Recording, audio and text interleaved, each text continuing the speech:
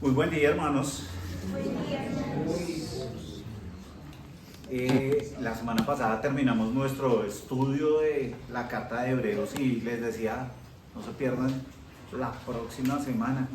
Y empezábamos viendo la semana pasada lo que eran las implicaciones del antiguo pacto. Estábamos como revisando todo el asunto del sacerdocio que Jesucristo estaba o había presentado y cómo ese nuevo sacerdocio y esa nueva forma de sacerdocio traía consigo un nuevo pacto. El antiguo pacto ya lo vimos la semana pasada y todos quedamos a la expectativa de y ahora pues hoy vamos a seguir viéndolo como las implicaciones del nuevo pacto. Y vamos entonces a las escrituras. Hoy vamos a tener una porción corta en extensión de versículos y profunda, bastante profunda. Son el capítulo 9, vamos a estar estudiando los versos 11 al 14. ¿Listos? Entonces tomemos nuestras escrituras, la palabra del Señor, y leámosla. Dice la palabra allí: pero estando ya presente Cristo, sumo sacerdote de los bienes venideros, por el más amplio y más perfecto tabernáculo, no hecho de manos, es decir, no de esta creación, y no por sangre de machos cabríos ni de becerros, sino por su propia sangre, entró una vez para siempre en el lugar santísimo, habiendo obtenido eterna redención. Porque si la sangre de los toros y de los machos cabríos y las cenizas de la becerra rociadas a los inmundos santifican para la purificación de la carne, cuánto más la sangre de Cristo, el cual, mediante el Espíritu eterno, se ofreció a sí mismo sin mancha a Dios, limpiará vuestras conciencias de obras muertas para que sirváis al Dios vivo. Oremos, hermanos. Señor amado, Padre Santo, una vez más tu iglesia se reúne y nos reunimos, Señor, no solamente porque es un mandato tuyo, nos reunimos porque nos gozamos, Señor. Nos reunimos porque sabemos nuestra necesidad de ti y es una necesidad constante, Padre. Todos los días, en todo momento te necesitamos. Y aunque te buscamos de manera individual, también anhelamos reunirnos y como cuerpo adorarte, alabarte y escucharte, Padre Santo. Por eso hoy te agradecemos, Señor, por este tiempo que tú estipulaste para nuestro bienestar. Obviamente, Señor, delante tuyo está tu servidor, Padre Santo, y bien me conoces y bien conoces mi debilidad, aún el pecado remanente que hay en mí. Y por eso, Señor, clamo a ti, que a pesar de mí, tu palabra sea predicada y que tú hables al corazón de mis hermanos. Porque, Señor, sé que necesitamos escuchar tus palabras y porque sé que necesitamos ser alimentados por ti. Te damos gracias, Padre Santo, porque sabemos y conocemos tu amor y misericordia para con tus hijos. Y sabemos, Señor, que tú hoy estarás guiando este tiempo. Te agradecemos, Señor, en el nombre de Cristo Jesús. Amén. Bien, hermanos, como les decía, el día de hoy vamos a estar estudiando este texto bajo el nombre de implicaciones del nuevo pacto. La semana pasada eran implicaciones del antiguo pacto. Esta semana es implicaciones del nuevo pacto. Y quiero mantener el mismo esquema de lo que veníamos estudiando la semana pasada. La semana pasada, bajo el primer versículo, dijimos: ahora bien, aún el primer pacto tenía ordenanzas de culto y un santuario terrenal. El autor no se pierde y el autor quiere volver a hablarnos de lo mismo, pero esta vez bajo el segundo pacto. Así que, o bajo el nuevo pacto. Entonces vamos a tener los mismos puntos, pero un poquito modificados. Lo primero es que tenemos el mejor tabernáculo. Ese va a ser nuestro primer punto, el mejor tabernáculo. Y segundo, vamos a hablar de el culto perfecto. Ahora bien, cuando uno lee estos versículos, a veces después de haber leído tanto Hebreos dice: ya no hay más, está claro. Pero ¿cuánta profundidad tiene la palabra del Señor? Así que, aunque voy a hablar de esos dos puntos, cada uno va a tener subdivisiones. Entonces vamos a ver que es muy grande la información. Vamos a ir a nuestro primer punto. En nuestro primer punto hablamos de el mejor tabernáculo. El nuevo pacto tiene entonces unas implicaciones similares a las del antiguo pacto, y este también tiene un tabernáculo, pero el tabernáculo del segundo pacto es el mejor tabernáculo. Este nuevo pacto trae consigo un mejor tabernáculo, y el autor nos va a dejar eso clarito en los versos 11 y 12. Leamos nuevamente esos versos 11 y 12 pensando en ese mejor tabernáculo. Miren lo que dice allí. Dice: pero estando ya presente Cristo, sumo sacerdote de los bienes venideros, por el más amplio y más perfecto tabernáculo, no hecho de manos, es decir, no de esta creación, y no por sangre de machos cabríos ni de becerros, sino por su propia sangre, entró una vez para siempre en el lugar santísimo, habiendo obtenido eterna redención. Y la primera subdivisión que encontramos aquí está en que nos señala que Cristo es el sumo sacerdote de los bienes venideros. ¿Sí lo notaron? Que dice que Él es el sumo sacerdote de los bienes venideros. Ahora bien, no quiero dejar entrar ya en esto sin que veamos la conexión entre los dos textos. ¿Sí?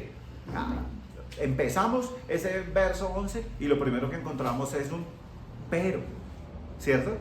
Ese pero me va a contrastar el antiguo pacto del cual venía hablando con el nuevo pacto. Ese pero del antiguo que está aquí nos dice: es que nosotros esperábamos algo, y toda la semana pasada, todo el sermón pasado, estábamos pensando era en algo que veíamos en sombras, y ahora nos dice: pero ya estando presente Cristo, entonces ya como que vamos a dejar esas sombras y esos simbolismos para entrar a pensar en unas realidades mayores.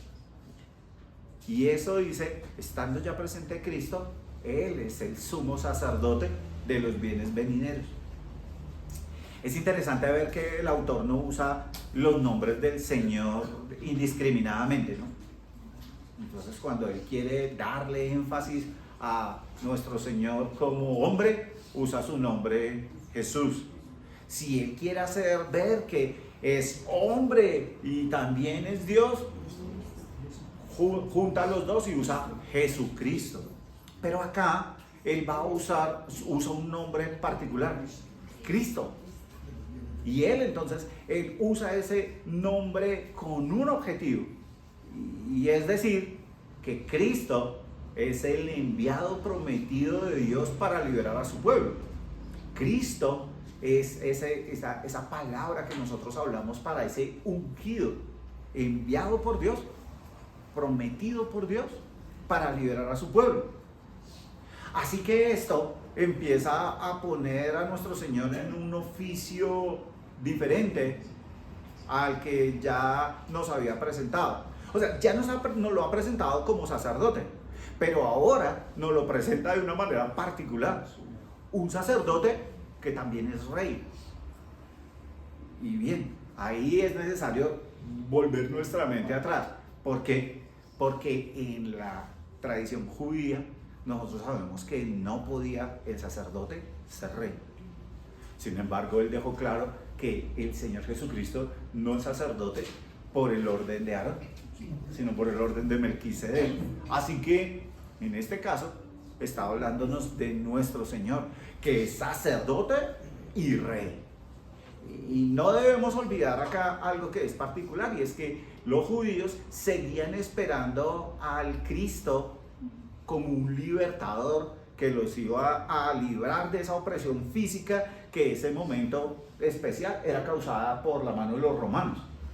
Entonces ellos están esperando a ese Cristo, y Él les va a hablar, sí, de que ha llegado ese Cristo en nuestro Señor Jesucristo. Pero aclarado ya entonces eso, y que nuestro sacerdote, según el orden de Melquisedec, que como Melquisedec era sacerdote y rey de Salem, Entonces nuestro Señor también es sacerdote, es libertador, es rey. Y por lo tanto, su servicio sacerdotal va más allá de los bienes de este mundo. ¿Sí notan? O sea, los bienes de este mundo, ¿qué les traían a ellos? Tierra, libertad en un espacio geográfico, de pronto poder tener una cierta libertad económica, una cierta prosperidad económica, pero acá nos está hablando algo más, algo que va un poquito más allá, y es que él es un sumo sacerdote de unos bienes venideros, unos bienes que traen algo más, unos bienes que van más allá de este mundo. Él pone su mirada en las cosas de arriba, nos trae la liberación espiritual, y los beneficios del nuevo pacto son los enunciados por Jeremías, citados anteriormente por el autor. ¿Lo recuerdan? Allí finalizando capítulo 8, que él presenta esos beneficios del nuevo pacto. Así que ahí vamos viendo algo que es particular. Hay algo más allá de lo físico. Definitivamente estos bienes venideros son más que los físicos, porque los físicos son transitorios y son temporales. Tú puedes tenerlo todo hoy y mañana perderlo. Un ejemplo claro está en las escrituras cuando leemos a Job, ¿cierto? Tenía todo, y de un momento a otro empezaron a llegar las malas noticias, y lo perdió todo, ¿sí? Y tú puedes tenerlo todo, desde que naces hasta que mueres, pero si no tienes al Señor, no tienes nada. Así que acá hay algo que va más allá.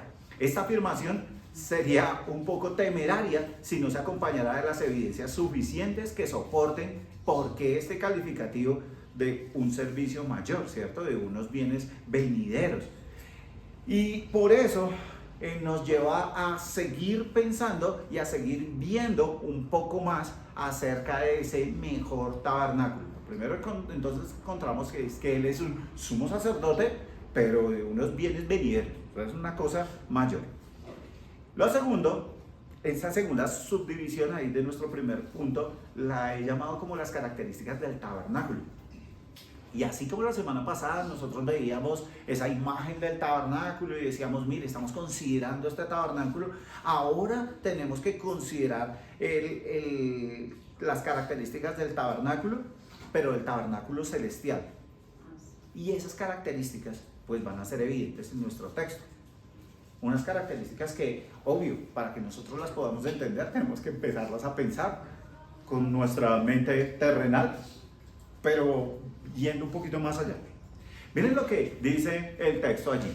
Pero estando ya presente Cristo, sumo sacerdote de los bienes venideros, por el más amplio y más perfecto tabernáculo. ¿Sí notan? Ahí empieza a darnos características del tabernáculo. Además dice que es no hecho de manos, es decir, no de esta creación, y no por sangre de machos cabríos ni de becerros, sino por su propia sangre, entró una vez para siempre en el lugar santísimo, habiendo obtenido eterna redención. Entonces ya mi mente empieza a asociar esas características con lo que dice con respecto al tabernáculo. Y lo primero que señala, dice es que este tabernáculo es más amplio. Es más amplio. Y nosotros podemos mirar el libro de Éxodo y podemos empezar a tratar de decir, bueno, ¿cuánto equivalía a un codo? ¿Cuánto entonces sería la distancia? Y empezamos a compararlo con cosas que de pronto nosotros conocemos o que estamos familiarizadas. Ok, es el tamaño de cuántas canchas de fútbol, algo así. Entonces nosotros decimos, ok, tenemos una idea allí, ¿no? Por el libro de Éxodo entonces lo podemos calcular. Y bien podemos hacerlo, porque es de una manera física, y este tabernáculo estaba constituido de una manera física. Pero este tabernáculo celestial tenemos que pensarlo con una capacidad diferente, porque este tabernáculo terrenal estaba supeditado al tiempo y al espacio, ¿cierto? Es decir, tenía una capacidad determinada por la cantidad de personas en ese tiempo y en ese espacio. Sin embargo, cuando nosotros pensamos en ese tabernáculo celestial y en esa morada del Señor, tenemos que pensarlo ya tiene que tener la capacidad para albergar a los creyentes de todos los lugares y de todos los tiempos. Y por lo tanto, así, fácilmente uno diría, wow, tiene que ser infinitamente superior. Nosotros como hermanos vamos a pasar dentro de unos pocos tiempos, vamos a tener una reunión que es nuestras conferencias con nuestras iglesias hermanas, y nos reunimos y a veces decimos, ay, que vamos estrechos o tenemos poco espacio porque algunos llegan tarde y les toca ubicarse en un salón alterno. Entonces decimos, bueno, somos hartos y no contamos con hermanos de pronto de fuera de Bogotá. Entonces esos somos hartos, ¿cierto? Otras hermanos de la Reforma también se reúnen, y si nosotros vamos, pues somos muchos y estamos supeditados al tiempo y al espacio. ¿Cuánto más será el lugar celestial? Entonces va a ser un lugar mucho más amplio, y entonces no tenemos que centrarnos solamente en esa realidad física, espacial, sino también en una espiritual. Y una espiritual que es la misma presencia de Dios, y es el hecho de decir, tiene que ser bastante amplio, porque en este lugar habita el Señor, que no puede ser contenido en un espacio temporal y físico como tal. Pero eso nos ayuda a entender un poco cómo es que es más amplio. Pero también el texto nos habla y nos da otra característica y nos dice que es más perfecto. Más perfecto. Y eso, otra vez, para que nosotros podamos entender ese texto, tenemos que empezar a pensar en nuestros sentidos, ¿sí? Y cuando empezamos a pensar en nuestros sentidos, yo no sé si a ustedes les gusta la arquitectura. A mí me gusta la arquitectura. Y entonces a veces uno va a ciertos lugares y le gusta ver la arquitectura. Y unos lugares particulares donde uno ve una arquitectura muy bonita son las iglesias. Uno llega a las iglesias y ve unas arquitecturas donde uno puede ver cosas y dice, ok, esta es de este siglo, esta es del siglo pasado. Y hay unas donde uno llega y dice, wow, esto es de hace muchos años, pero miren esa arquitectura, independientemente de si es muy grande o es muy pequeña, ¿sí? Los que han tenido la oportunidad de ir a la iglesia en Lourdes, en la 11, en Chapinero, uno ve esa iglesia y dice, linda, bien bonita, una muy bonita construcción. Ir a las Lajas, uno ve y dice, wow, qué linda, bien bonita, muy bonita, ¿sí? Y eso que no es tan grande, pero es bonita. Pero imagínense, entonces uno empieza a ver esas construcciones y uno dice, tiene una referencia de lo que es lindo, de lo que es glorioso, de lo que es hermoso, ¿cierto? ¿Cuánto más pensar en un tabernáculo celestial? En el libro de Apocalipsis nos dan una descripción de ese tabernáculo celestial, de cómo es el piso, de cómo es el trono, de cómo es la adoración. Todo se nos muestra allí, y está rodeado de tal gloria que todos se postran delante del Rey que allí habita. Y es algo que empieza uno a pensar, uy, sí, tiene que cumplir con esa característica. Es mucho más perfecto, y a veces ver las cosas de una manera amplia nos ayuda, y tiene definitivamente que ser más perfecto.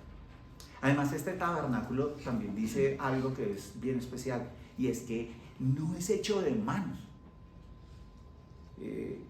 Cuando habla de no es hecho de manos, nos muestra es que no es un hombre y no es de esta creación lo que lo hizo. No es una referencia esta referencia no hecho de manos, es una referencia a cosas que están en una esfera superior.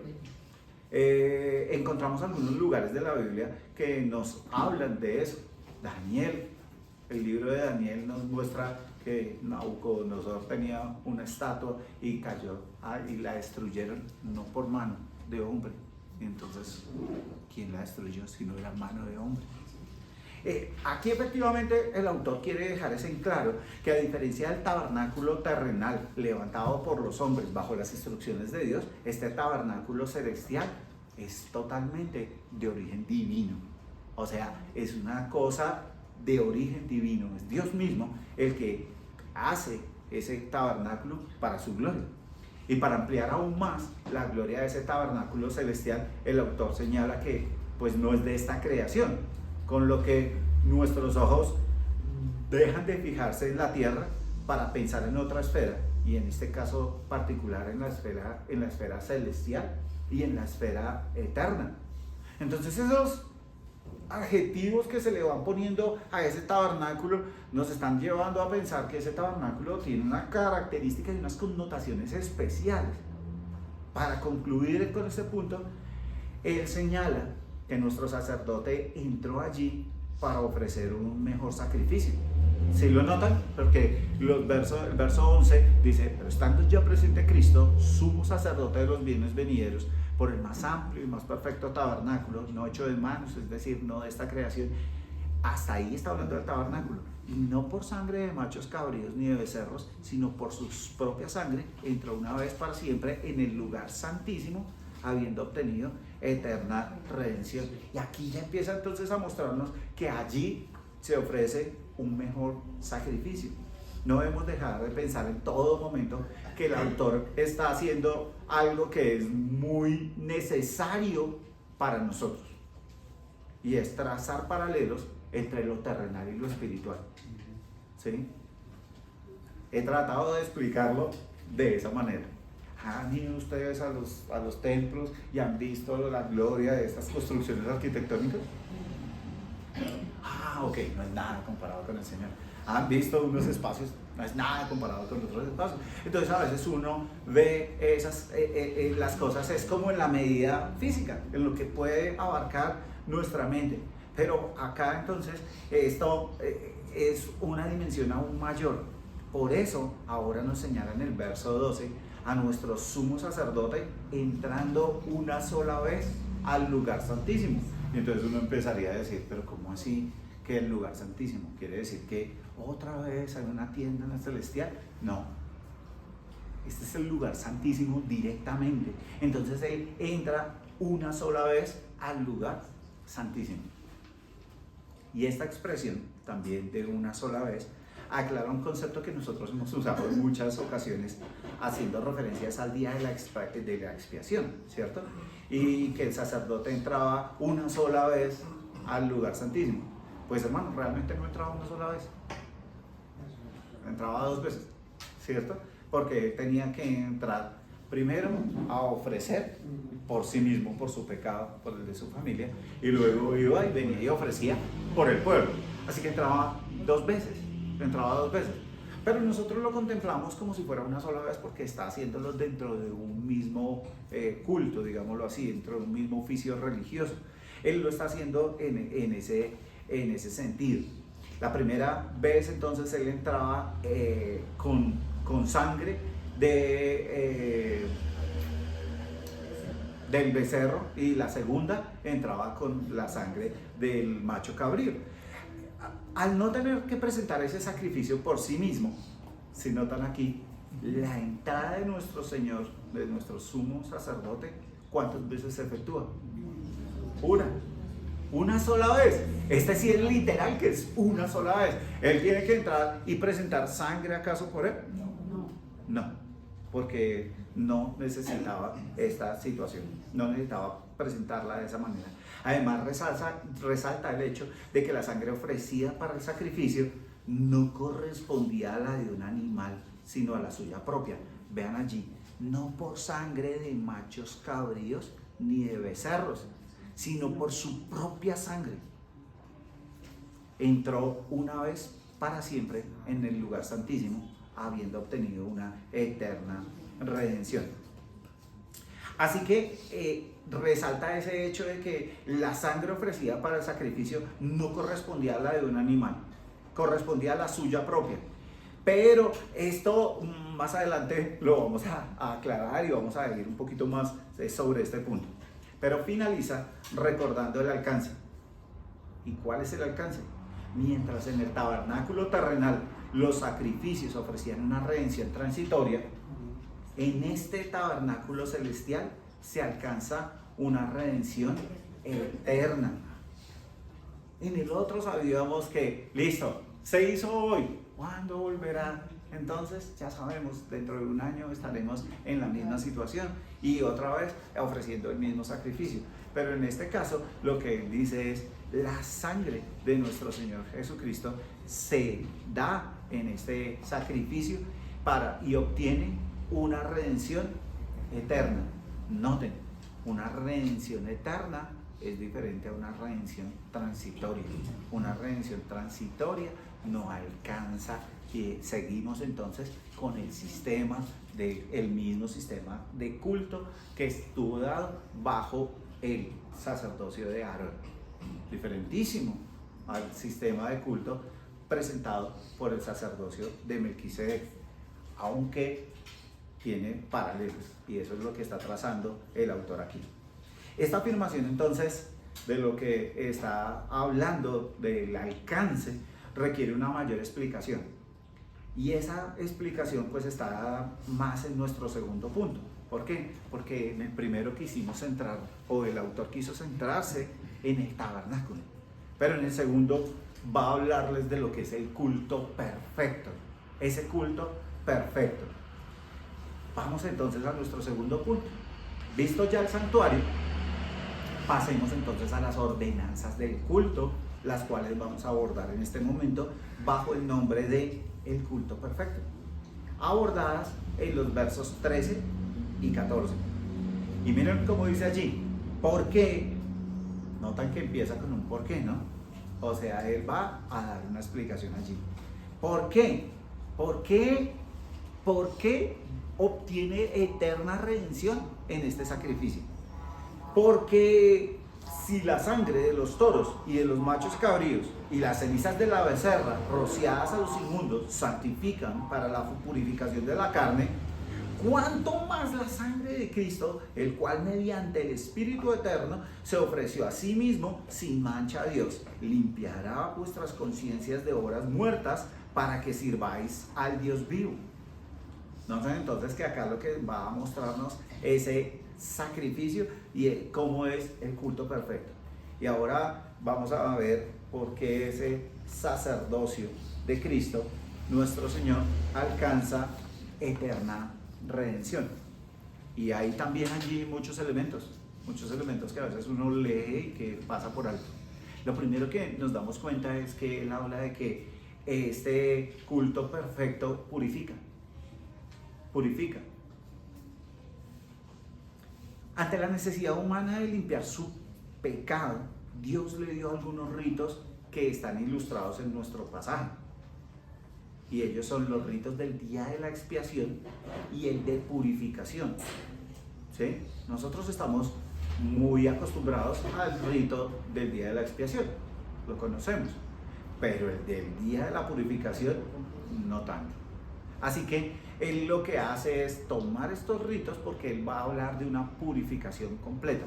Y esa purificación los junta estos dos ritos para él mostrar que el culto perfecto dado por nuestro Señor Jesús, nuestro Señor y sacerdote Cristo, es un culto perfecto. ¿Cómo va a mostrárnoslo? Pues explicándonos un poquito, y vamos a explicar un poquito cómo era ese rito, porque este segundo rito, el rito de la purificación, consistía básicamente en que se ofrecía una vaca que era una vaca alazana. Alazana quiere decir, no era el nombre de la vaca, sino era una característica. Alazana es como el color de la vaca, y son esas vacas de tipo rojizo. Y uno empieza a establecer ciertas características, rojizo como la sangre. Entonces se toma esa vaca alazana, y esa vaca alazana era quemada con todo, todas sus grosuras, toda su piel era quemada, y con esas cenizas se tomaban esas cenizas, se recogían esas cenizas y se ponían en agua, en recipientes con agua. Y esos recipientes con agua posteriormente se rociaban sobre los inmundos por contactos con muertos. Ustedes saben que todo aquel que estuviera en contacto con un muerto se hacía inmundo. Y como se hacía inmundo, no podía ingresar al culto, o sea, no podría entrar al culto. Entonces, ¿qué era lo que se hacía? Purificarlos. Si no se purificaban, no podían ingresar después al santuario nuevamente. Y esa purificación tenía que hacerse en un lapso de tiempo. O sea, eso tenía que hacerse en un rango de 7 días. Y específicamente al tercer día.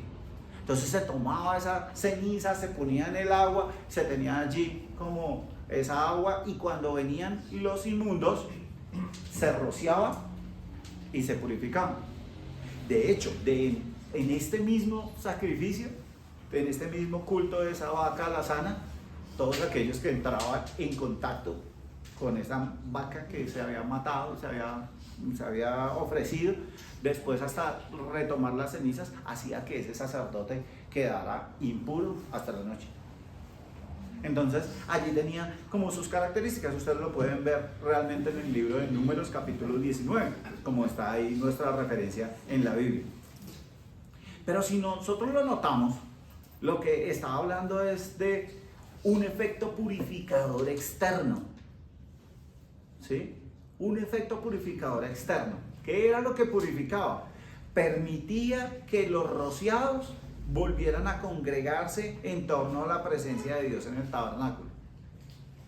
El contraste se ve en el versículo 14 y es clarito cuando dice: ¿cuánto más purificará la sangre de Cristo? ¿Sí lo notan? Entonces él da esa idea, y él lo que está señalando es que esos ritos que se estaban haciendo eran unas cosas que eran transitorias, externas, y que no había una purificación total, pero cuanto más el sacrificio de Cristo. ¿Y por qué? Porque el sacrificio de Cristo no solo purifica ceremonialmente, sino que lo hace a una escala mayor moralmente, señalando así el mayor alcance de su obra. Recuerdan que ya había el autor hablado de que decía que esos ritos no eran perfectos y que ese sacerdocio no nos llevaba a la perfección y que era necesario cambiarlo, porque se cambia por algo mejor, y este nuevo pacto entonces trae un sacerdocio consigo que tiene un alcance mayor, o sea que este es perfecto. Y entonces ahora sí la descripción continúa explicándonos ahora otro aspecto más, y es que este culto es perfecto porque el sacrificio tiene una trascendencia espiritual, es espiritual. Y así lo señala el verso 14. ¿Cuánto más la sangre de Cristo, el cual mediante el Espíritu Eterno se ofreció a sí mismo sin mancha a Dios? Indudablemente, cuando uno ve esto y uno puede, cuando yo digo que es un sacrificio espiritual, ustedes podrían decir: espérense un momentico, eso no fue espiritual, eso fue netamente físico. Sí, obvio, es evidente que fue un sacrificio físico. El sacrificio de Cristo fue físico porque fue un evento claramente visible. Cristo murió en la cruz, dividió la historia de la humanidad. Sin embargo, su alcance es espiritual, su alcance es mayor, es espiritual. El Espíritu Santo hizo parte primordial de la obra de nuestro Señor Jesucristo. En su concepción aparece el Espíritu Santo, ¿cierto? En su bautismo aparece el Espíritu Santo. En el ministerio está rodeado de la obra del Espíritu Santo, y aún en su sacrificio en la cruz. Pero el sacrificio de Cristo no es espiritual por la presencia del Espíritu Santo allí, sino porque el ofrecimiento en el tabernáculo celestial tiene una trascendencia espiritual. Por lo tanto, el culto es espiritual porque atañe a cosas espirituales y nos introduce no al santuario físico, sino al santuario celestial, al espiritual. ¿Sí? Juan 4:23 dice la escritura en Juan 4:23: mas la hora viene, y ahora es, cuando los verdaderos adoradores adorarán al Padre en espíritu y en verdad, porque también el Padre tales adoradores busca que le adoren. La adoración trasciende el culto, trasciende el espacio físico, y esta adoración con nuestro Señor Jesucristo va más allá, va más allá. Cristo es nuestro precursor. Él entra a la presencia del Padre a adorar allí y a llevar la ofrenda por nosotros. Y nosotros entramos tras de Él. Él abre el camino para que nosotros podamos adorar al Padre de la manera que Él quiere que le adoren, en espíritu y en verdad. Así que ese alcance es mucho mayor. Y me encantó esta semana que el Señor junta todas las cosas. Y creo que es un paréntesis donde doy gracias a Dios por lo que Él permite. Esta semana los caballeros estábamos trabajando, equipando siervos, y estábamos leyendo un libro, y en el libro nos hablaba de esa adoración y nos hacía reflexionar acerca de nuestra adoración y cómo es esa adoración real. Y uno encuentra todas estas conexiones y dice: increíble, nuestro Señor es muy hermoso en todo sentido, porque trae a nosotros elementos para que nosotros podamos entender de lo que estamos hablando. Pero también nosotros podemos notar que el culto que ofrece nuestro Señor es una cosa que es voluntaria. Voluntaria. Volvamos nuevamente al texto para que lo encajemos allí. Porque si la sangre de los toros y los machos cabríos y las cenizas de la becerra rociadas a los inmundos santifican para la purificación de la carne, cuánto más la sangre de Cristo, el cual mediante el Espíritu eterno se ofreció a sí mismo sin mancha de Dios. ¿Notan cómo se ofrece a sí mismo? En otras palabras, Él se ofrece voluntariamente. Y Él se ofrece a sí mismo. No fue ofrecido por otro. ¿Recuerdan cómo se hacía en el santuario terrenal, no? ¿Qué se ofrecía? En los corderos, la sangre de los corderos. ¿Quién lo ofrecía? El sacerdote. Entonces esa sangre la ofrecía otro. En el caso de nuestro Señor, no. Él se ofreció a sí mismo. Y aquí puede haber ciertas objeciones, porque algunos podrían decir: pero un momentico, Él fue llevado a la cruz por los judíos, así que entonces uno podría buscarle ahí como algunas intenciones. Pero es evidente que nuestro Señor Jesucristo fue a la cruz voluntariamente. Es evidente. ¿Por qué? Porque en otras ocasiones intentaron prenderle y Él pasó por en medio de ellos y no lo cogieron, no hicieron nada, no, ¿cierto? No pasó nada. Ahora bien, ¿tenía el Señor el poder para pasar por encima de ellos, hacer lo que fuera y no ir a la cruz? Claro que tenía el poder. Entonces, ¿por qué fue a la cruz? Porque lo hizo voluntariamente. Él lo hizo voluntariamente. Él lo que hace es mostrarnos que ese sacrificio es voluntario. Y el hecho de ser voluntario no implica que sea fácil. ¿Sí? Porque es que uno tiene una tendencia a pensar que pues lo hizo voluntariamente, fue fácil. Y hay otra que es más mental, ¿no? Pues es fácil, Él era Dios. Sí, pero Él era hombre. ¿Sí? Y no fue fácil. De lo contrario, no hubiéramos visto nunca la escena del Getsemaní. Y la escena del Getsemaní es dolorosa. Él no está orando y diciendo: bueno, Señor, listo, llegó la hora, vamos, ¿sí? Al partido de fútbol, vamos con toda. No. Él llega y Él está diciendo: Señor, pasa de mí esta copa. Su sudor son como gotas de sangre. Muestra la verdadera angustia que llevaba este sacrificio. La angustia del ser santo queriendo cargar con un pecado que era gigantesco, porque era mi pecado y tu pecado, hermano. Gigantesco. Y aún así, Él cumple con el plan trazado en la eternidad. Él cumple con ese plan trazado en la eternidad, voluntariamente. Así que nosotros seguimos viendo esto y decimos: este sacrificio y esta obra definitivamente es un culto perfecto. como un cuarto aspecto que deseo resaltar aquí es el hecho de que el sacrificio de Cristo es perfecto. El culto es perfecto. Y esto lo podemos ver clarito. Cuanto más la sangre de Cristo, el cual mediante el Espíritu Eterno se ofreció a sí mismo sin mancha a Dios, ¿cierto? Y es perfecto porque miren que es aquí sin mancha. Es un sacrificio perfecto. Y nosotros vemos cómo este culto perfecto purifica. Y purifica no solo por limpiarnos ceremonialmente. Y paro ahí. Entendemos ya lo de limpiarnos ceremonialmente, ¿cierto? Porque se limpiaban ceremonialmente con la sangre, con el agua de las cenizas de las vacas rociadas. Y entonces, ¡ay, ya! Podemos entrar al culto. No, acá va más allá. No solo nos limpia ceremonialmente, nos limpia con una trascendencia moral. ¿Sí? Nos limpia de la culpa del pecado. También vimos que esa trascendencia es espiritual. La entrega de Cristo fue física, claro, murió en la cruz, pero también fue espiritual. Y no en vano encomendó el Señor al Padre su espíritu. Entonces nos lleva a ver que, claro, esto es un sacrificio perfecto, perfecto. ¿Por qué cito aquí que el Señor encomienda al Padre su espíritu?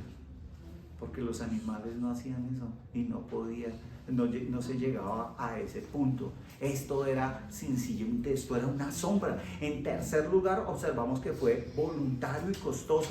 Y todo eso nos lleva a ver que al no contener en sí algún error o mancha en la ofrenda ni en el culto, este sacrificio es perfecto.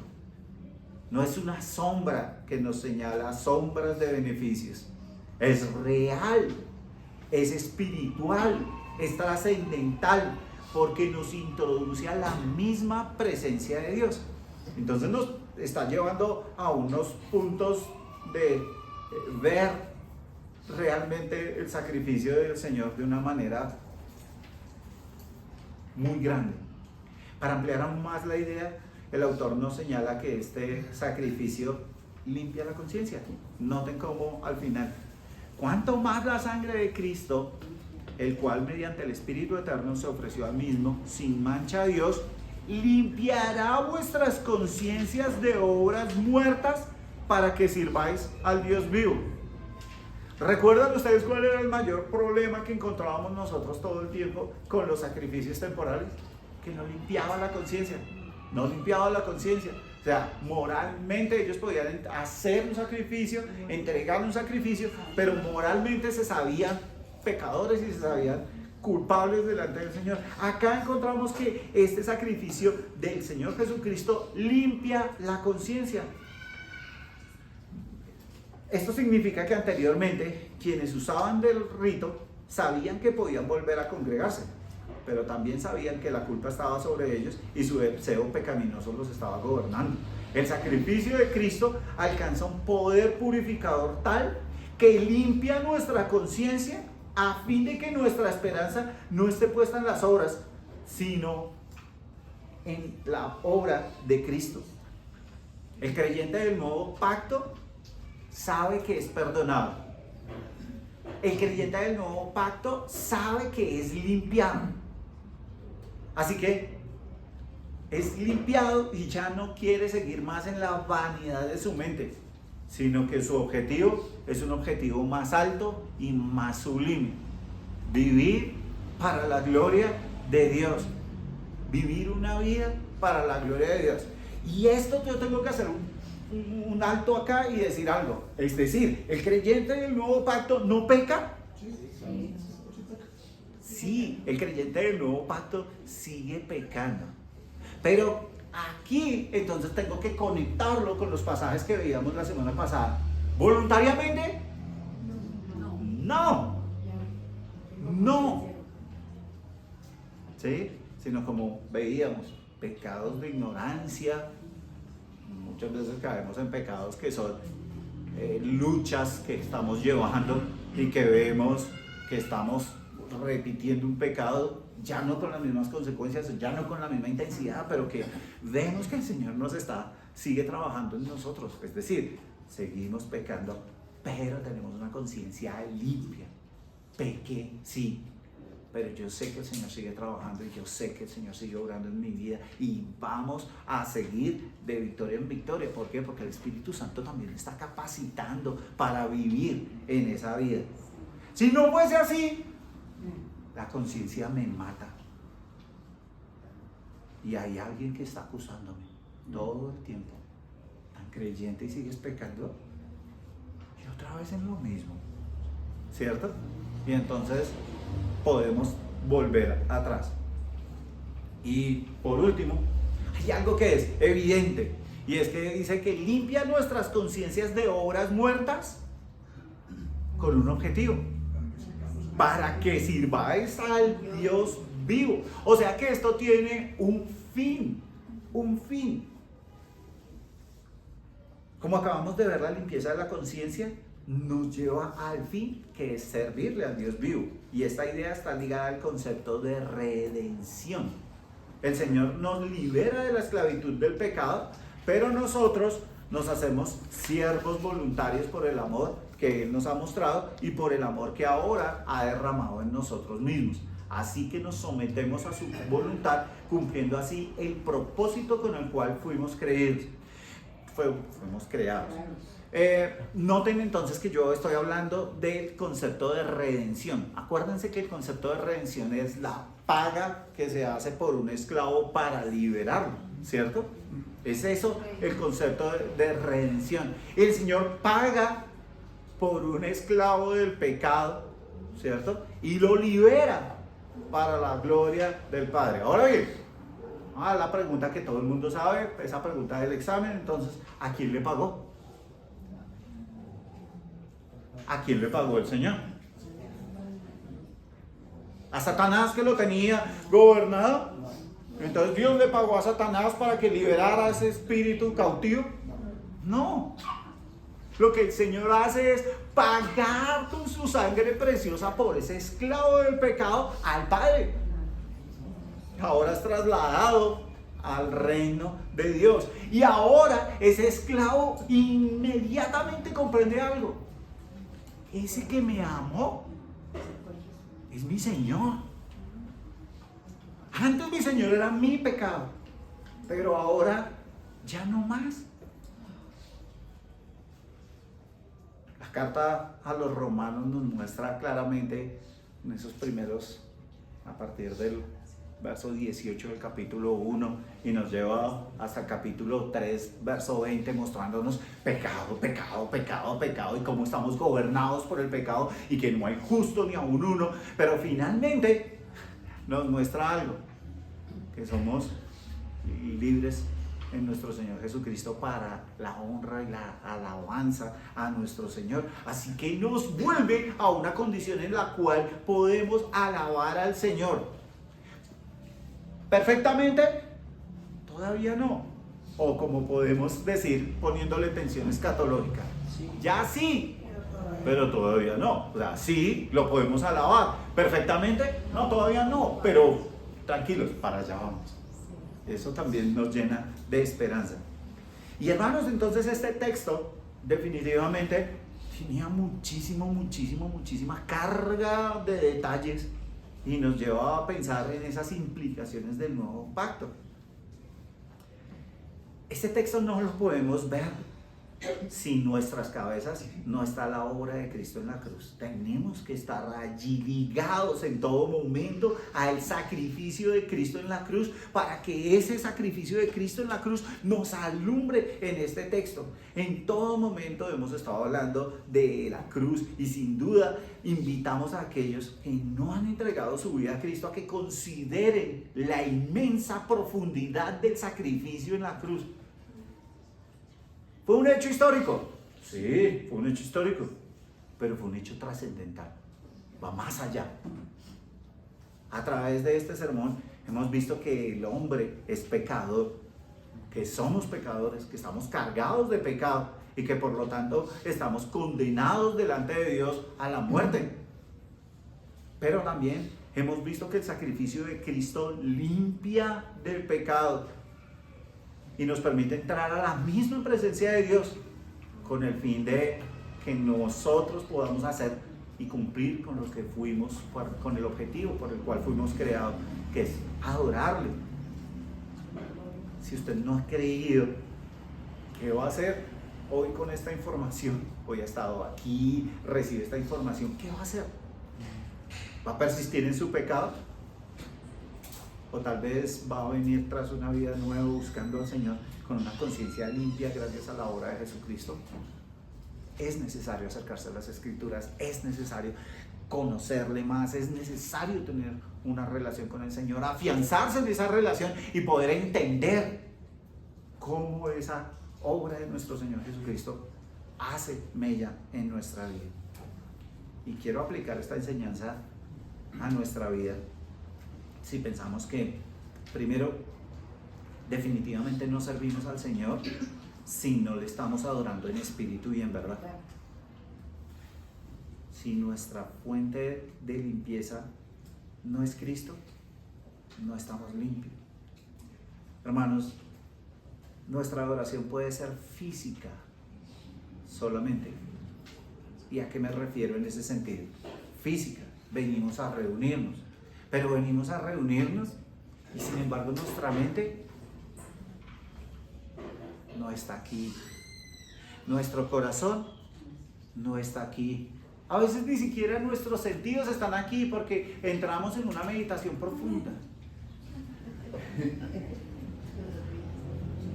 Si tú crees que eso es adoración, perdiste tu tiempo. Eso no es adoración.